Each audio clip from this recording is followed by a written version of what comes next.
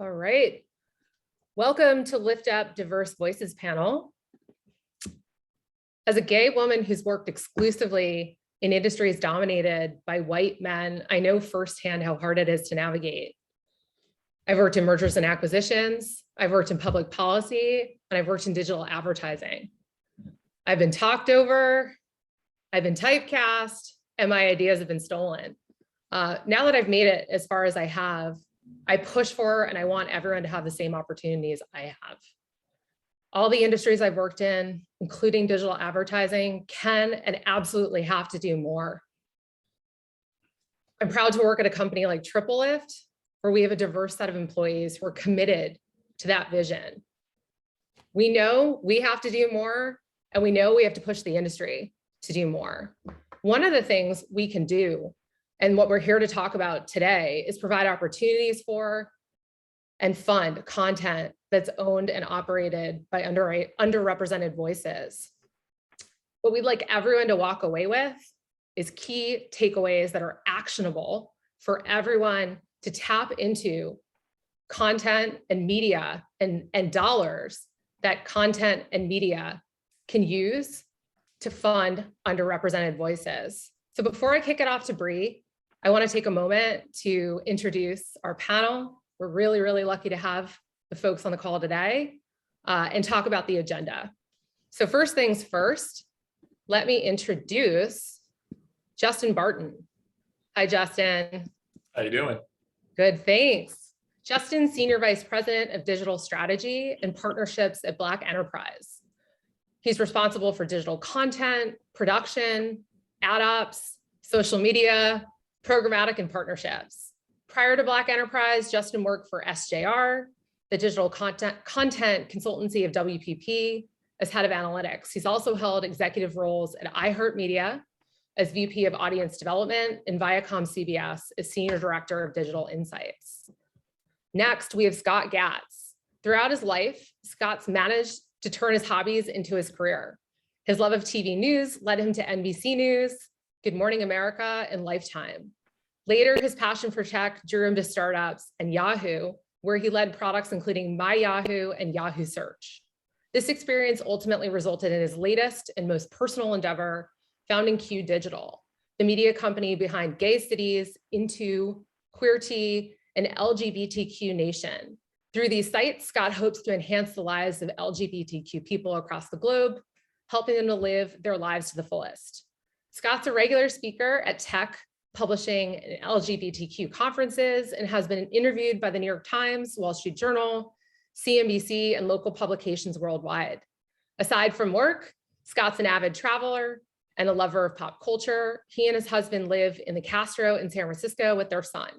He's actively involved in furthering opportunities for LGBTQ families and aspiring parents. And we have Renee Alegria, who's the president and CEO of MundoHispanico.com, the #1 independently owned bilingual digital media company in the US. Based in Atlanta and a winner of 8 Emmy Awards, this year alone, the platform is a conduit of news and entertainment programming for the entire US Latino community. Alegria's work has been featured on The Today Show, USA Today, CBS Early Show, The Daily Beast, and Fox News, among many others. Named as one of the top 100 most influential Latinos by Hispanic Magazine and born and raised in Tucson, Arizona, Renee has devoted his professional life to establishing positive, multidimensional images of Latinos through a variety of media. And finally, we will have, he's not here with us just this moment, Bruce Gibbons, programmatic media guru. Bruce has worked at a variety of companies, including Apple, Hearst, Nexstar Media, and Giant Eagle. He graduated from Texas A&M San Antonio and holds 4 degrees. He's a DJ, producer, sound designer, and engineer. Who else can say that?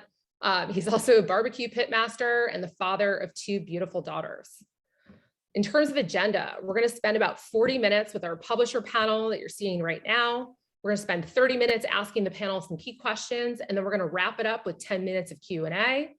We're then going to turn to 15 minutes of Q&A with Bruce, and then Miranda is going to wrap it up with a few remarks. So Bree, why don't you take it away? Definitely. Thanks, Julia, for that intro, and hello, everyone. My name is Bree Statesman. I've been at AAA for a little over 2 years now, and I work in our publisher development team.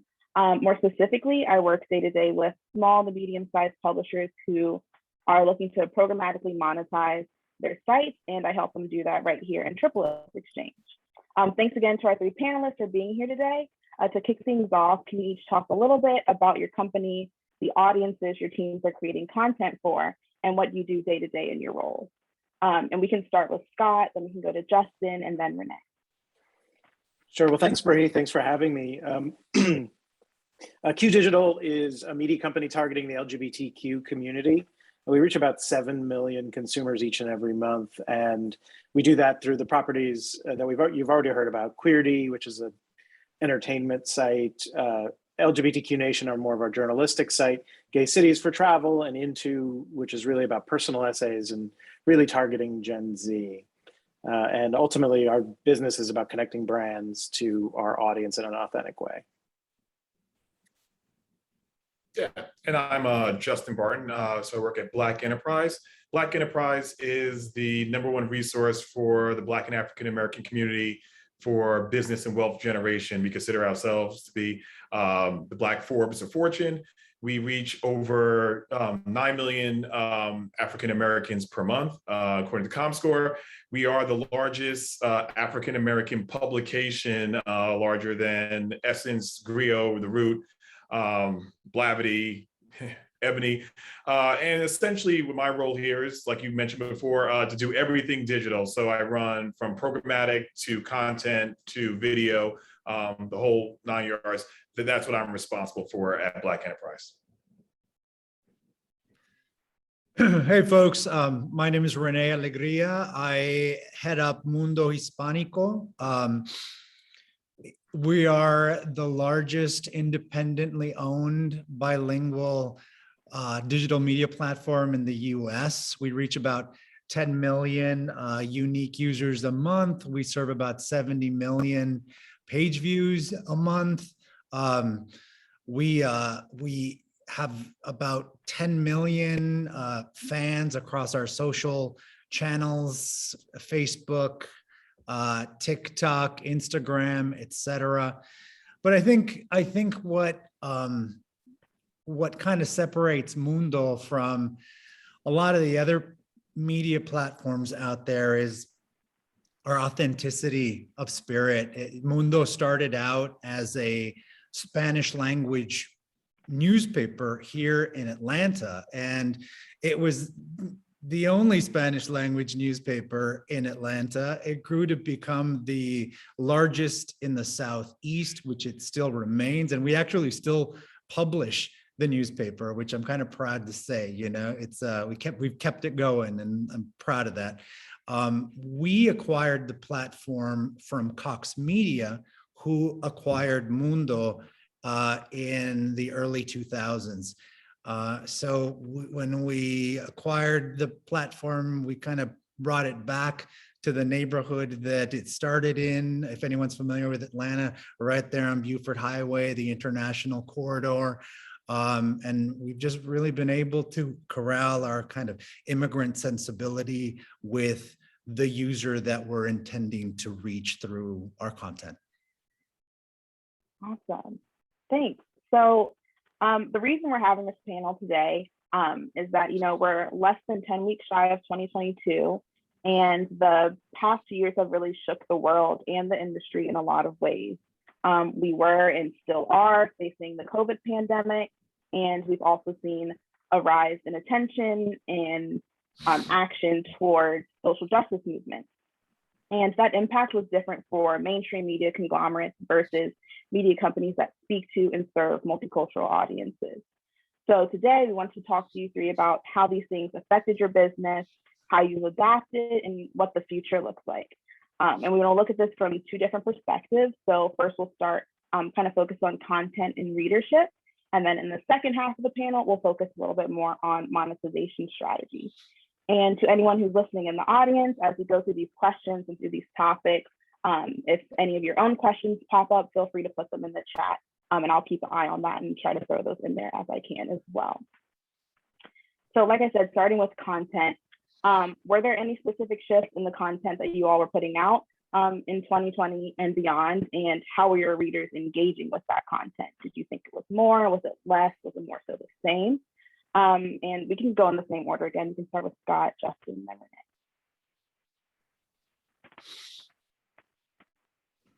Renee. Obviously, during the pandemic, we saw usage patterns shift quite a bit, and we had to take things that were normally offline events and bring them online. But what it did is it created, I think we were all doing this, we were experimenting during the time. What about doing Instagram lives? What about, taking some of our offline sit down interviews and bringing them online? What if we brought it into Zoom like we're doing today and actually talk to celebrities that way? And so it kind of changed our whole content process. But in that, it changed the way our users interacted with content. And in some cases, we made much better content. We had better access to, for our entertainment property, we had much better access to celebrities who we could pop into their living room instead of sending a crew or doing a junket or something like that. And we found, an incredible uptake in video views during this time period. There's already the trend towards video anyway, but with just, people kind of stuck at home, more wanting to kind of consume media in that way. And I think that was a big change for us. And certainly for Black enterprise, the pandemic, or I would say the twin pandemic, as I'll get to that, was really great for us overall, even though it was a tragedy for the nation and the world. Black enterprise was it was our 50th anniversary. So it started in 1970, it was a 50th anniversary in 2020, a magazine by nature. So the business was a magazine business and an in-person event business with 4 tentpole events throughout the year. We had to do a hard pivot to become a huge digital business, video business, like Scott was saying, and a virtual events business. And that's what we did. So we went out and we quickly hired, I think probably 8 or 9 writers to focus strictly on digital. The people who were our magazine writers, the most prominent ones, we turned them over and said, okay, you're going to do digital web shows. And like Scott was saying, you had access to celebrities and newsmakers who were just doing it in their living room because they were available. And essentially, it also leveled the playing field, because you looked at any cable news company and everybody else was either working from their home with some high-end equipment or, doing it via Zoom as well. So we had that going in our direction, and we turned all of our in-person events to virtual events, which actually collapsed the cost of the event. So instead of doing a hotel with, T&E and food and beverage and AV costs, we were now just doing essentially, a $20,000 to $50,000 production, but yet bringing in multiple hundreds of thousands of dollars in sponsorship. So we went essentially from doing about 400,000 UVs to almost where we are now, but a little bit less, to about 8 million UVs. And it certainly changed the business overall. And we'll get to that later on with monetization, but certainly just making the hard pivot was very good for Black enterprise. And the twin pandemic that I was also speaking about is, the social justice movement, like you were saying, Bree, the tragedy of the George Floyd murder also helped accelerate people into the social justice movement, people wanting to hear about it, read about it, discuss it. So all that kind of increased our reach and our being able to affect change in society. And as you look right now, the numbers, you see all cable news numbers are down, and many of the sites, their numbers are down for mainstream media. But for us in general, like I'm saying, we're up, 400%, and for those reasons. Yeah, just to echo what Justin said about, having to shift and pivot, I think all of us, we've all had to do that to a degree and in a way that's unique to our each of our business and our roles. With Mundo, our community was hit so hard and it was really tough. And, watching some of the businesses that we work with, locally, we work with a lot of mom and pop shops, right? And they just vanished, and that really affected how we do business, just psychologically, we were really well primed for it though, in that, we run a lean shop. It wasn't, we really didn't have any fat to trim or cut. So when things really started to push into all things digital, online, meetings, travel, cut, etc., we were already in that zone, for a little bit. So in a weird way, there was almost some survival guilt that we had, because we were growing, soaring, and yet on the ground, our community was just really, again, hard hit. Our content, really took a turn to providing the information, just the basics of what people needed to know, and that's where we saw a lot of our, just again, the authentic connection between what we do and the uniqueness of our user. A lot of folks that read Mundo aren't even documented, right? And there's really there's an element of social duty that we have daily to make sure that we provide this information to them. So that just became heightened, so much so that even now we've really altered how we work. Our office is now a big event space that we are planning to hold vaccine drives, health fairs, et cetera, because we know that we need to be out there in the community, really making sure they have some guidance. And that's the local arm, right? So that's what we've transferred our office to, this community center, we just, why have a big building that no one's at when we know that our community actually needs some place to go to get information, right? That we do that virtually through the site and through our social arms, and the two are now just one. So that's how we've changed and have grown as a result. And frankly, it feels so much more purposeful. I mean, look, everyone on the panel, we do what we do because we connect, our DNA connects with who our users are, right? Now there's even more of a purpose to do what we do and grow. And in that way, it's a really good place to be.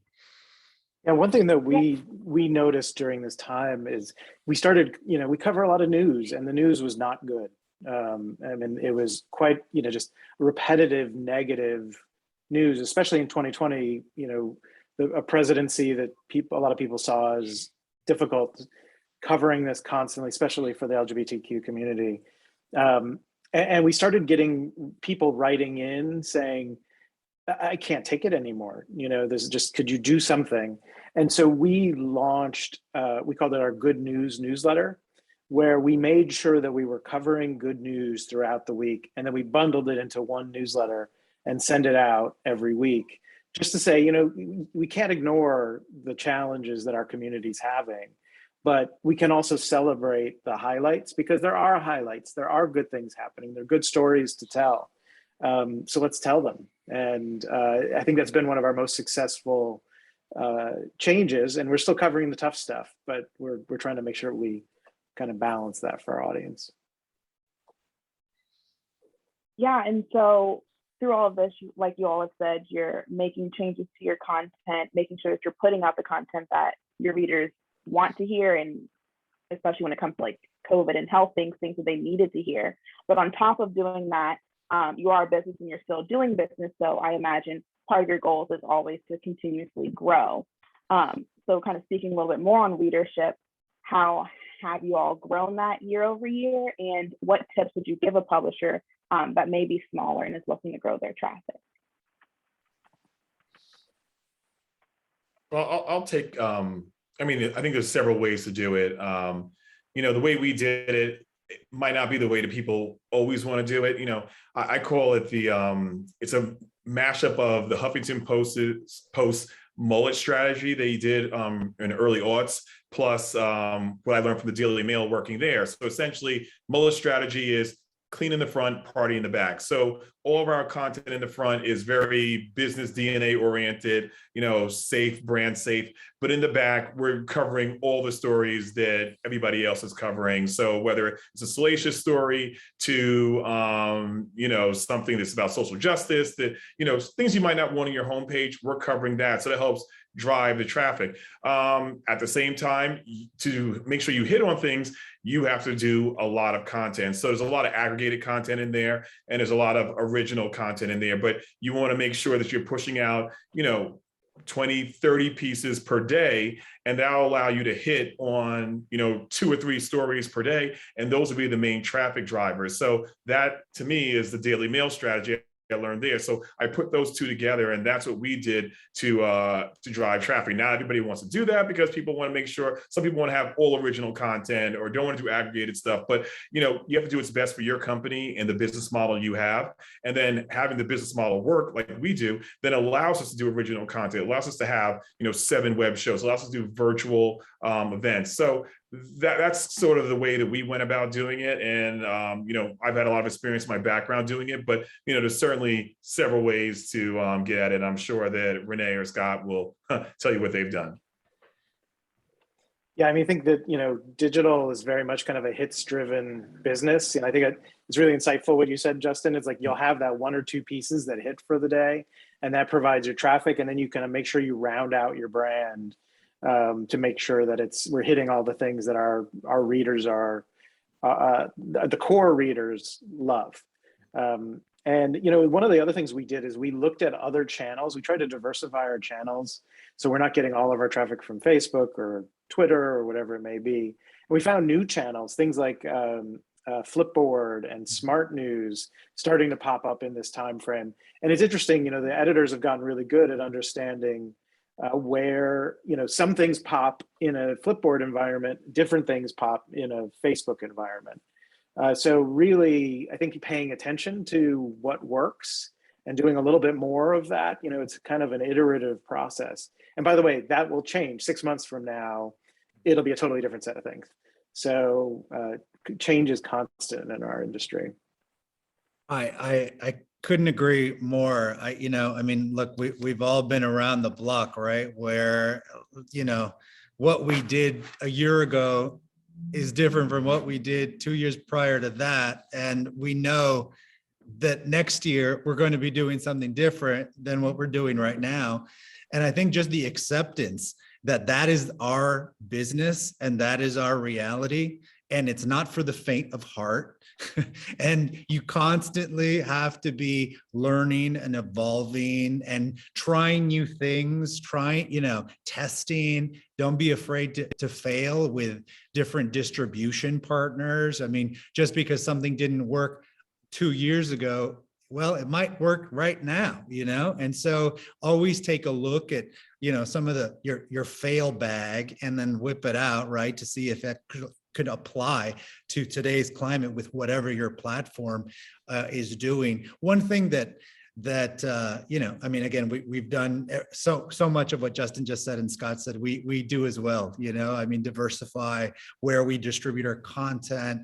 I do love the party in the back, just because that's exactly what Mundo does.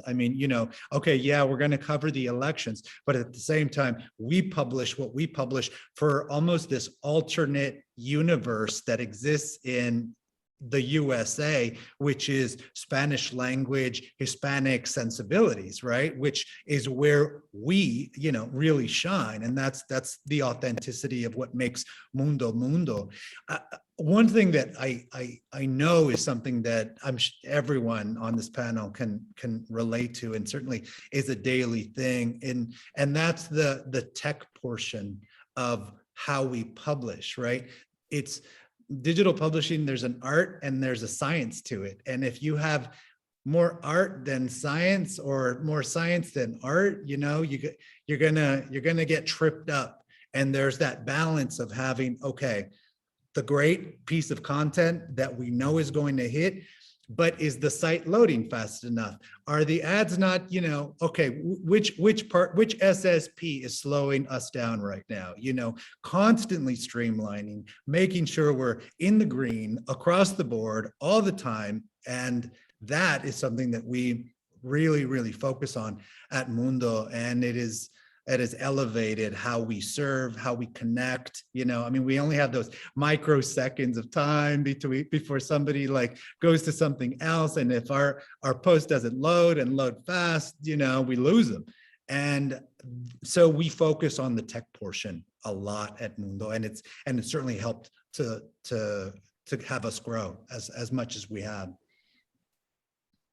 Definitely. And I do want to move on to monetization strategy, but we got a question in the chat that I think is very right now and very interesting. I want to quickly get everyone's thoughts on what have you found is the key to engaging the Gen Z audience for your publishers? Yeah, so I think when it comes to Gen Z, it is difficult. What I would say is you have to hire Gen Zers, and you know that's what we're doing right now at Black Enterprise. A lot of the hiring we're doing is making sure that we hire, you know, throughout, I'll say, you know, different generations. You know, me being millennial, I know certain things about, you know, Facebook and Instagram, a little bit less to Snapchat. But if I had to do a TikTok strategy, it's not really my thing. And I think it's those, you know, type of hires that you make in your company and empowering them. You know, I always feel like, you know, the young people today, they're extremely smart and they can do 80% of what I can do. And they have great ideas. And it's like really empowering them to give their suggestions and tell us what they see that works out there. You know, publishing is a copycat world, you know, so let's copy what other publishers are doing, the great things that they see, and let's go ahead and do it and give them the free reign to explore that. So that's what we're doing here. You know, certainly to engage Gen Z, really mainly on the content side, but soon to be on the platforms. And we specifically launched a property this year called intomore.com, and it's very much targeting Gen Z. And one of the key things we did is try to think about how can we be different? You know, we're an LGBTQ property. We're not the New York Times. So how do we inject authentic voices into that property? We do a lot of first person essays that are written by folks that are Gen Z, that are experiencing things very differently than the way I grew up. And, you know, giving a platform to those voices so that it attracts like-minded folks. And really, that's no different than anything else we do. Similarly, on LGBTQ Nation, we launched LGBTQ Prime, which is focused on folks 50 and above. And it's the same thing. You want to make sure you're talking to that audience and kind of meeting their needs and hearing from those voices. But writing authentically, writing for the things that they care about, and like Justin said, you know, from the people that are in that demo. For us at Mundo, you know, we haven't put anything out that's specifically targeting, you know, Gen Z. What we rely on at Mundo is just really the mission of why we exist. You know, we speak to folks that don't really have a voice. We you know, everything that we do has a bit of a mission to it. And if there's something that I see with Gen Z, which is so refreshing, is their ability to call BS when there's BS, you know? And so we haven't put something out there like that, you know? It's just, it's not authentic to us. So we are just authentic to who we should be and just push that, you know? You know, I think we've all been through the kind of like generational marketing, right? Or targeted marketing. For example, in Hispanic world, it's like, you know, it's Hispanic Heritage Month, and suddenly folks come around and they ask, like, what are we doing for Hispanic Heritage Month? And it's like, great, they're asking, but at the same time, it's like, every day is Hispanic Heritage Month at Mundo, and every day, you know, we're celebrating or informing what our Hispanic communities are doing. And I feel like if we just continue down that path with original campaigns that are hitting our audience, it kind of crosses generations, you know? So Yeah, you touched upon something that just annoys me. LGBTQ people, you get targeted in June. It's like as if we're only queer in the month of June. And I think we each kind of have that in our own different ways. And we do a lot of work to actually educate advertisers that it's like, yeah, we exist. We exist in October. We exist in March, or, middle of December. We actually buy stuff at stores and we go to restaurants too, but I think it's a little bit sometimes an upward battle. I had a little, I think it's just because it's been that kind of year for everybody, but this Hispanic Heritage Month, I kind of had a moment where I was like, okay, like it annoyed me more than most years. And I think it's because we're now living in this kind of, the veil is being torn off on everything, right? And which is great. But at the same time, there are still areas where we have to dance and do what we have to do to get the job done, so the veil has not been completely torn off. So it's kind of the hybrid of, okay, do what Scott said, educate, we're going to fill out this RFP and it's going to be great. And this is what we're doing, knowing full well that we do that all the time. Right. But I do see things changing, I mean, look, we're on a panel talking about this stuff, and that's great, and so at the one hand, there's like this, all right, jaded Latino here, and on the other hand, it's like, all right, but we're making progress, and that progress is serving itself up for discussion, and that's always a good thing. So we've talked about growing readership. We've talked about creating content for those readers. Once you have the readers, once you have the content, publishers are looking to monetize. So my next question is kind of like a two-parter. The first part being, how have you managed your monetization strategies throughout the past couple of years in the pandemic? And then for publishers that may not have a robust monetization strategy, maybe they don't have that type of team built out right now, what would you say are some key focus areas that they should be zoning in on? And we can switch it up and start with Justin, then go to Renee, and then Scott. Yeah, so for us, at Black Enterprise, we were always blessed with a direct sales team, so that always helps. They did sell mainly magazine spots and in-person events, but they were quickly able to pivot to receiving RFPs from the agencies, responding to those and making it happen there.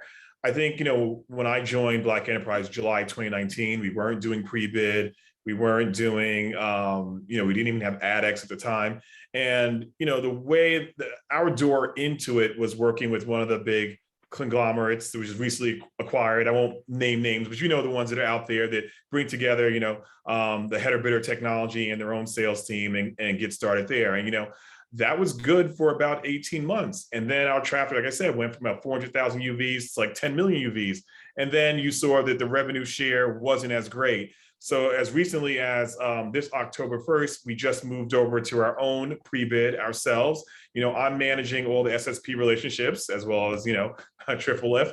And, it's been very rewarding to be able to have a direct sales team that connects with our header bidder, that brings in the programmatic revenue that way, and to control the whole ecosystem, keeping the dollars in-house and not necessarily, outsourcing it. But it took us a while, it took us 18 months to grow to that level. So I always suggest, getting your foot wet by working with, one of the different groups that can provide you the header bidder technology, learning about AdX, learning about how to do PMPs, PGs, learning the open market, learning all that stuff, developing relationships with SSPs.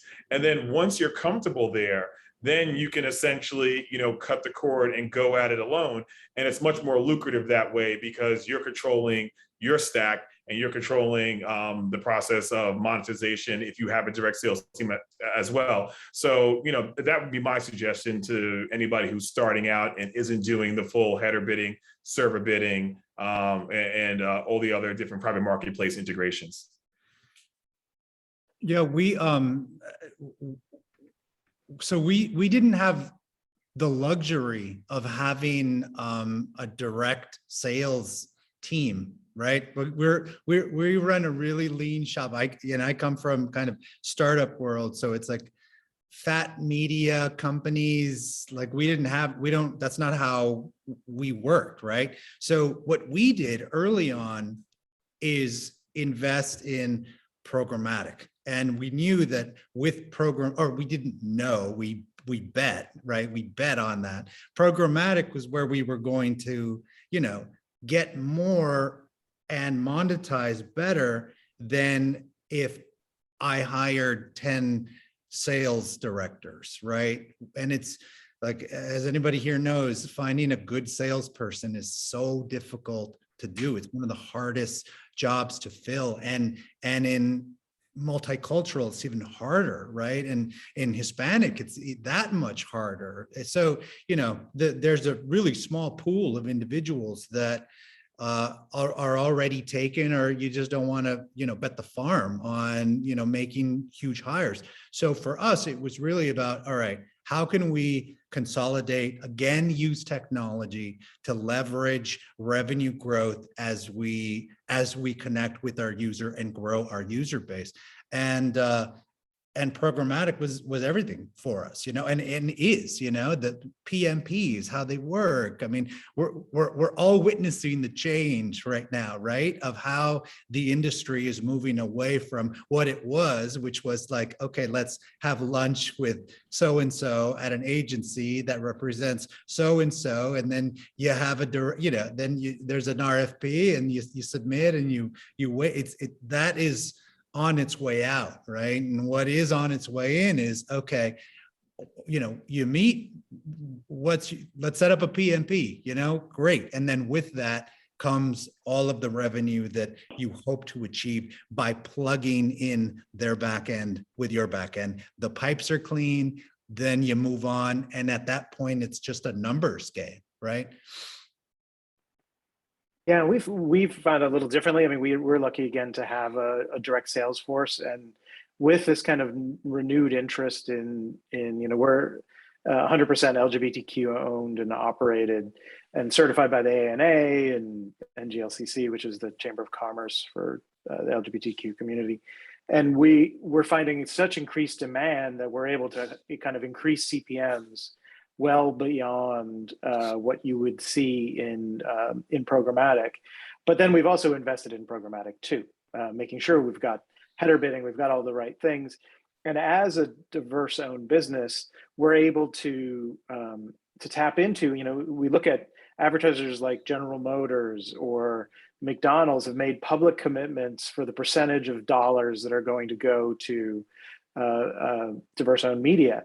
And that can happen in two different ways. That happens through direct buys, making sure that they're reaching out to us.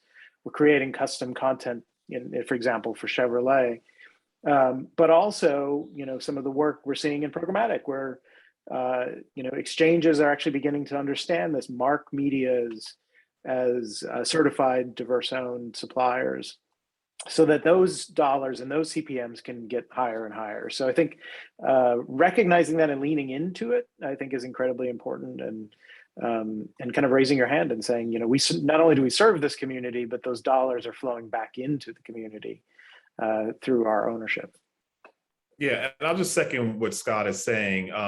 That's what we've seen is the biggest opportunity, but also the biggest challenge is a lot of these agency holding companies, whether it be Group M, IPG, whoever it may be, they've had brands that have made commitment. Group M has 20 brands that have made a 2% Black owned media spend commitment. And it's now us going and speaking with all the agency leads there and making sure we evangelize who Black Enterprise is and going to them and making sure that we're receiving the RFPs from them. Because a lot of times you can, they'll put out an announcement, but it's how do we make sure that we're at top of mind on the planning team, on the investment team, and the programmatic team. So there's a lot of outreach that needs to be done at the agency level. And, that's what I've been working on this third and fourth quarter and going into 2022 exclusively, is really working with the agencies to make sure now we have the reach and now we have the audience and now there is a commitment to spending with minority-owned media.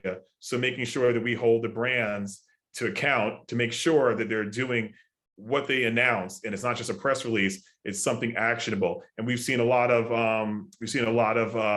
success there, but there's still, like I said, a lot of challenges and a lot of inroads that we need to make overall to make sure that we're always included in the RFP process when something comes out, especially from the brands that announce that they are going to spend with minority-owned media.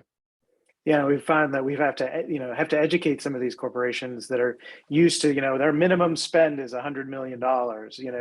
You fill out this paperwork that's going to take.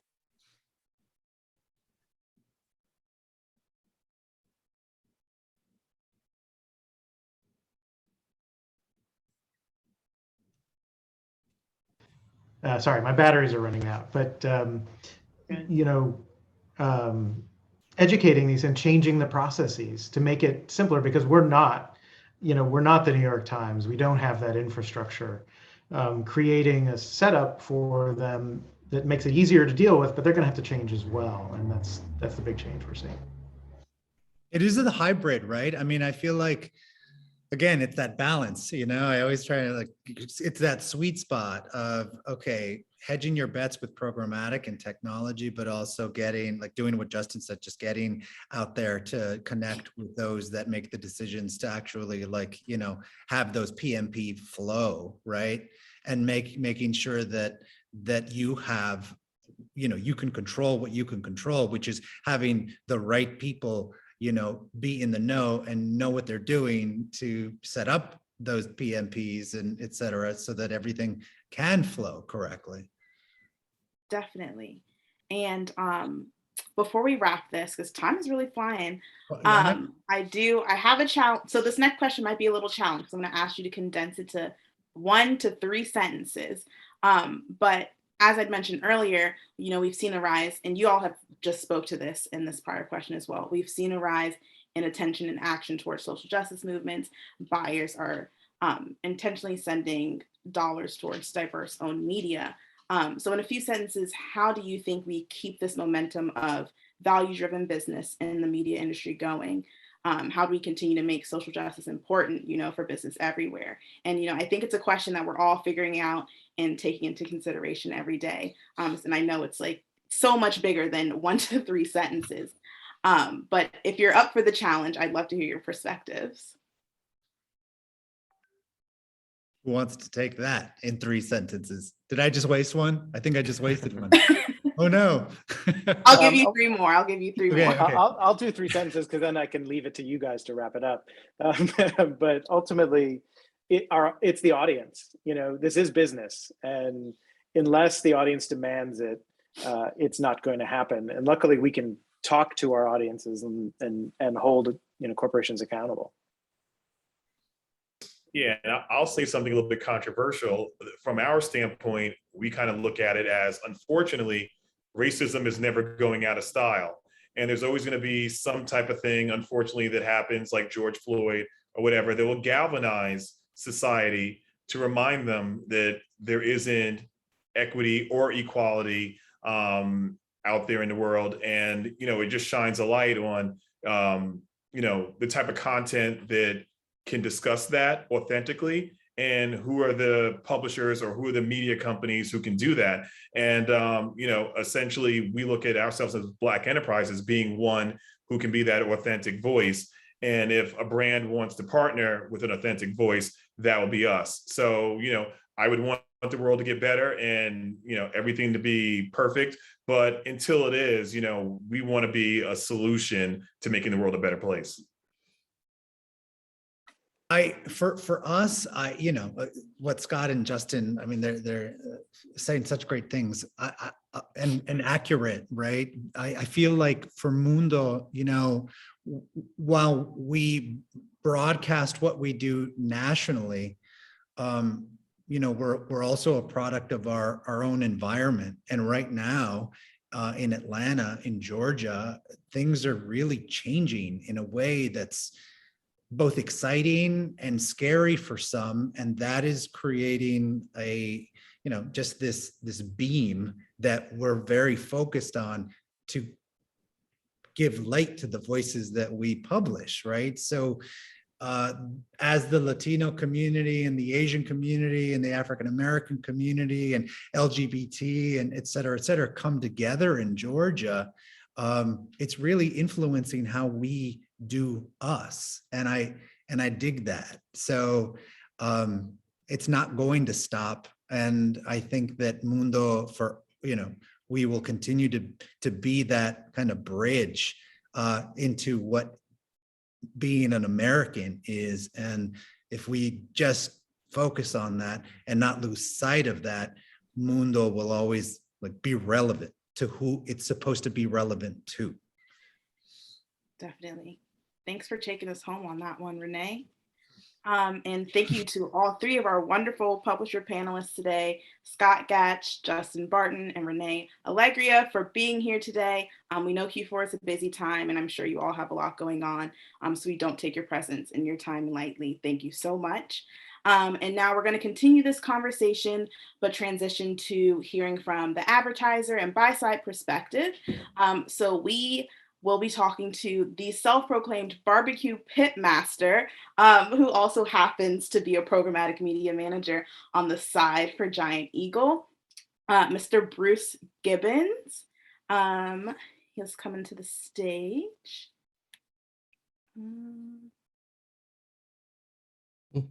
There you are. Hey, Bruce, thanks for being here today. So just to start off, similar to the panel, can you tell us a little bit about Giant Eagle, the company, and what you do in your role as a programmatic media manager? Yes, thank you. Thank you for having me. Yes, Giant Eagle is for me, it's an amazing company. It's been around since 1918 for a grocery chain that is huge. They have stores in Pittsburgh, Ohio, West Virginia, Indiana, and so on. But what I do is I'm the programmatic media manager for them, oversee all their program media buys from digital home, connected TV, anything programmatic. I try to innovate and try to do something new all the time in this space. So. Got it. And so for you on the buy side, how have your budget shifted in the last year or so to focus more on diverse audiences and then just audience in general, but in the age of COVID? Yeah, it shifted a lot, to tell you the truth, especially with COVID. Giant Eagle is one of those brands that we have to lead the charge in a lot of areas. So being one of the leading vaccination pharmacies in Pittsburgh, working even with the Steelers to rent out the stadium so we can give out vaccination shots, to delivering a message that's inclusive to everybody, to hey, take the shot, it's safe, Giant Eagle safe, you go shop there, it's safe, you can do curbside if you don't feel comfortable.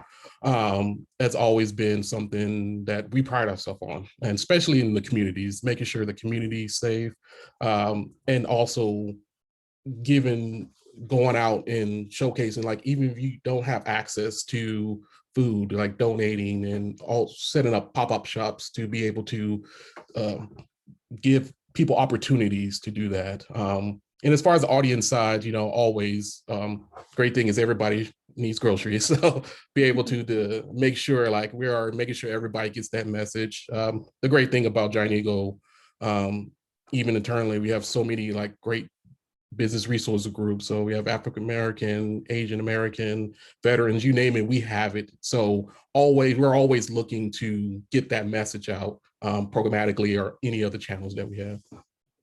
Definitely. And so when you're thinking about getting that message out and you're partnering with different publishers, when you're thinking about those successful publisher partnerships that you've had, what has made them successful? What were some of the similarities from one successful partnership to another?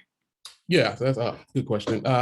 So for me, I always try to work with partners or exchanges or any vendors that can build towards a partnership. So that is always a key for me, making sure we can make impact. We do work in a region where it's just hey, Giant Eagle is known, just making sure we are constantly delivering on good quality exchanges, publishers, you name it, sites for that. Also, being able to hit the right KPIs is a big goal, especially internally too, but just making sure like we could spend our money as efficient as possible to make sure not only the customer journey is good for all our audiences, but also for the company as well. Got it. And you mentioned not only working with publishers programmatically, but in some other channels. Can you speak a little bit more to the other ways you're working with publishers? Yeah, we do a lot with, let's say, for instance, Pittsburgh, we work with KDKA, local news station, stuff like that. So working with them for even takeovers and other inventory structures that we can have. The great thing for them, they're always coming to us with new ideas, and I just counter back with more even ideas that we can collaborate on in the future now, or current updates of stuff that we have currently as well. So Definitely. And I think that sometimes there can be this misconception, that brand and publisher partnerships are always like strictly endemic and about matching vertical to vertical. So maybe thinking, travel brands just want to work with travel sites, or maybe thinking grocery brands may only want to work with publishers in the food and drink vertical. But we know that isn't always the case. So what else do you look for when you're looking to partner with publishers to find the perfect fit for a campaign? It goes back to, again, like trying to build a partnership. So just trying to build on like, hey, what do you have to offer? What do you offer? Yes, we do groceries, but we do have other brands within groceries, like curbside, gift card, you name it. So we can reach a certain audience group, any audience group, to deliver like, hey, something new, something they haven't heard of besides recipes and everything. So yeah, and would you do you sometimes are you aligning to specific target markets? Like, do you take that into account when working with publishers as well? Yeah, that does play a factor. Yeah, I would say that does play a factor a little bit, but I know for me, I like to think outside the box of like, okay, what else can we do here? Like, this is standard. Like, let's build something new that's unique to this, to the point where it's just like, hey, we can just hit like one KPI, like awareness. Great. Like, let's build towards like, let's own the whole funnel. Like, it's a new term I'm trying to create. But to taking them on that customer journey, even through programmatic, is something amazing that I know we've been seeing a lot of great results with. So something like that. Yeah, I love it. Thinking outside the box. Sometimes you got to switch it up a little bit. Oh yeah, always. That's the Apple side of me. Big difference. And so, before we go to the chat for any Q&A, how do you think the publishers that are in attendance today, what advice would you have for them to best position themselves for any type of partnership with brands, whether it's programmatic or through branded content or anything like that? Yeah, I would say always try to bring something out the box. You never know. You might see Giant Eagle just say, hey, just groceries. You never know that we might have other things going on. So always bringing something to the box, and always bring that perspective of partnership. That's like, I think that's a key. Just talk with all the colleagues around me, just like, hey, what are they offering for long term instead of just right now or this month, this quarter? Like, let's talk strategy for the year, to build a relationship, and then grow from there. So awesome. So I'm going to go to the chat really quick. If anyone has any questions for Bruce, please feel free to throw them in. Okay, here's one, Bruce. What are some channels that you prioritize at Giant Eagle for awareness? Or display banners, video, any examples? The great thing about Giant Eagle, we work on all channels. That's the one great thing. So we're not just focused on one. We work with video, display, native is big. And one of my ones it's becoming a favorite is digital at home, because you'd be surprised of what you can do now with digital at home. I know if I've taken it from just awareness to, like, again, owning the funnel, just awareness, consideration, and then now I can turn digital out of home into conversions, which is crazy, but just stuff like that. So the great thing about us, yeah, we work in all channels, but I would say mainly we do a lot of video too. So got it. Owning the funnel. That's the new term. catchphrase Hashtag owning the funnel. Yeah. Everyone, you heard it here first. Bruce, you better get an NFT on that. You know, that's Yeah. what all the cool kids are doing these days. But I think there's no more questions. But thank you, Bruce, for being here today and sharing your insight. Again, we know Q4 is busy as well for you, and your time is valuable. So we really appreciate you speaking with us. And for our audience, I'm going to pass this off to Miranda Dennis from our product marketing team here at Triple Lift. And she'll be sharing a quick view into a couple of our current opportunities at Triple Lift. And she'll also just be closing us out for today. So there she is. Miranda, you can take it away. There I am. Let me just present my screen. You can see it, Bree? We good? Yes. Okay, cool. So hi, everyone. My name is Miranda Dennis, and I'm a senior product marketing manager here at Triple Lift. I'm also the co-lead of WIN, the Women's Initiative Network, which is an employee resource group aimed at uplifting women and allies at Triple Lift. I want to close out this amazing, invigorating, like super honestly exciting panel with a few key opportunities we have here that can empower both brands and publishers to reach diverse audiences and drive spend at underrepresented groups. So the first of these is underrepresented voices, also known as UNREP, which is for programmatic activation across the deal ID. UNREP was created to advance equality by packaging impressions on Black, LGBTQ, Latinx, AAPI, and women-owned publishers. The social inequities we've seen play out in 2020 and far more recently have shown us that representation matters for fostering inclusivity and social justice. We launched UNREP because it aligns with our company values, but we've also seen great appetite from buyers to continue this initiative as advertisers are increasingly searching for ways to be supportive and build out media plans that reflect larger company values. For publishers to qualify, they must be 51% owned by one of the groups previously listed.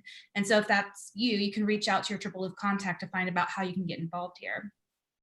And for publishers looking for an easy, elegant, and effective way to implement branded content, Triple Lift offers Content Dial, our branded content solution where we partner with brands to create custom content that speaks to diverse audiences or even amplifies their own DE&I efforts, all told with the help of trusted publishers.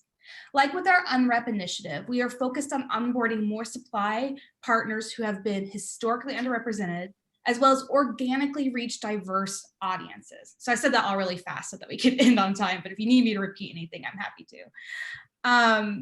And finally, if you need more information, I want you to take a moment to scan this QR code, which will drive you to a stream of relevant collateral. And on that note, I'm going to pause for just a second so you can do that or take a screenshot. Great. Hopefully that you got. If not, you can just message one of us and we'll send you the link. Thanks so much to our hosts and panelists for participating in a lively, powerful discussion that will inspire us to keep driving change forward and create an equitable future for all. Have a good day, everyone.